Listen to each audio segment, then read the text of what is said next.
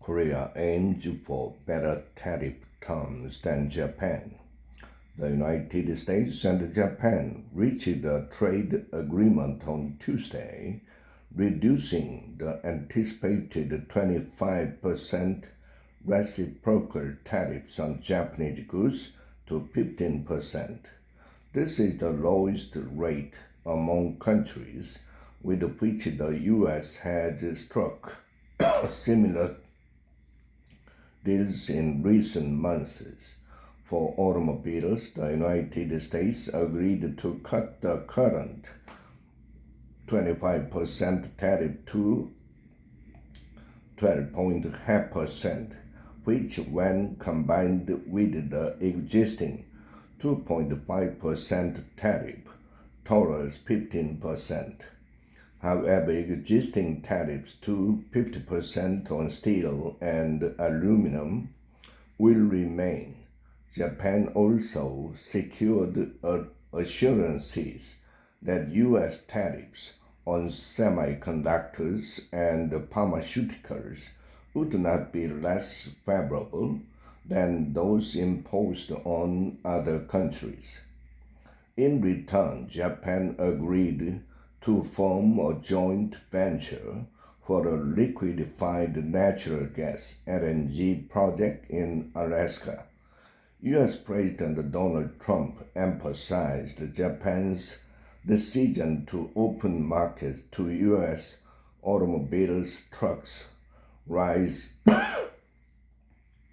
and certain agricultural products, though details remain unclear. Since Japan already applied no tariff to U.S. vehicles, the move likely involves easing non-tariff barriers. In the case of rice, Japan is believed to have increased the share of U.S. imports within its minimum market access quota. Tokyo managed to reduce the overall tariff burden while giving Trump politically symbolic wins.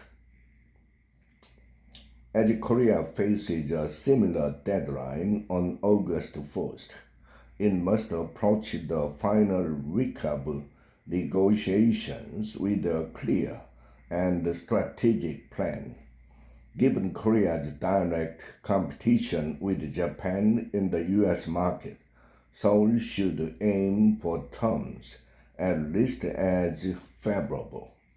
If the tariff on Korean automobiles is set at 12.5%, equal to Japan's, the total tariff burden could actually be lower thanks to the provision in the Korea-US FTA. Under the FTA, Korea's passenger cars are already exempt from import duties, with the exception of trucks. This contributed to a sharp rise in Hyundai and Kia stock prices on Tuesday, driven by investor optimism.